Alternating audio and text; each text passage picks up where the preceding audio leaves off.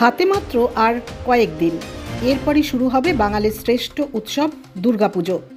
এরই মধ্যে প্রতি বছরের মতো এবছরও শিলিগুড়ির পুজো উদ্যোক্তা ও পুলিশ প্রশাসনকে সঙ্গে নিয়ে বৈঠক করল শিলিগুড়ি পুর নিগম। শিলিগুড়ির দীনবন্ধু মঞ্চে শহরের পুজো উদ্যোক্তা এবং পুলিশ প্রশাসনকে নিয়ে বৈঠক করা হয়। এদিনের বৈঠকে উপস্থিত ছিলেন শিলিগুড়ির মেয়র গৌতম দেব, ডেপুটি মেয়র রঞ্জন সরকার, পুর নিগমের আধিকারিকরা সহ পুলিশ প্রশাসনের আধিকারিক ও পুজো উদ্যোক্তারা। এদিনের সভায় পুজো নিয়ে সব রকম আলোচনা করা হয়।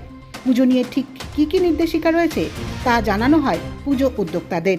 মুখ্যমন্ত্রী কদিন আগেই তিনি একটা দিক নির্দেশ করেছেন, আমরাও সেটাকে লক্ষ্য রেখে খুব সুন্দরভাবে নীতি নির্দেশিকা মেনে একটা পরিবেশ বান্ধব সুশৃঙ্খলভাবে পুজো করা।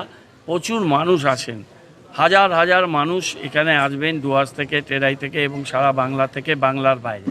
তারা যাতে বাংলার সম্পর্কে, আমাদের সংস্কৃতির সম্পর্কে, আমাদের কৃষ্টি, আমাদের ক্রিয়েটিভিটি, আমাদের পুজো, সেটা তারা দেখেন, উপভোগ করেন, মানুষ উপভোগ করে।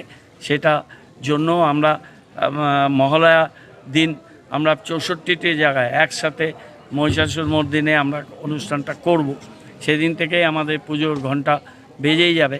তার আগে শহরকে পরিষ্কার পরিচ্ছন্ন রাখা সেই বিষয়, এবং বিসর্জনটা খুব ইম্পর্টেন্ট। পাহাড়ি নদী এখানে আছে চারিদিকে, সেইখানে খুব সতর্কতার সাথে বিসর্জন, এবং সাথে সাথে আমাদের নদীর এমার্শনের যে কাঠামোগুলো থাকে প্রতিমা, সেগুলো সাথে সাথে আমরা তুলে নিই। আমাদের টিম থাকে, সারা রাত ধরে কাজ করে 2-3 দিন, সেটা আমরা করব। এবং কার্নিভাল 14 তারিখে হবে আমাদের অক্টোবরে। সেই কার্নিভালটা, পুজো কার্নিভাল খুব সুন্দরভাবে, খুব ডিসিপ্লিনড হতে এবং একটা বৈশিষ্ট্যের মধ্যে দিয়ে আমরা এই কার্নিভাল, গত 2বার আমাদের খুব ভালো কার্নিভাল হয়েছে। এবার আমরা প্রত্যেক বছরই আগের বারে কার্নিভালের সেই ব্যাপ্তিটাকে আমরা ছাড়িয়ে যেতে চাই, সেটা আমরা করতে পারবো, এটা বিশ্বাস থাকে। এই জন্য এবার অনেক আগে থেকে আমরা প্রিপারেশান নিচ্ছি।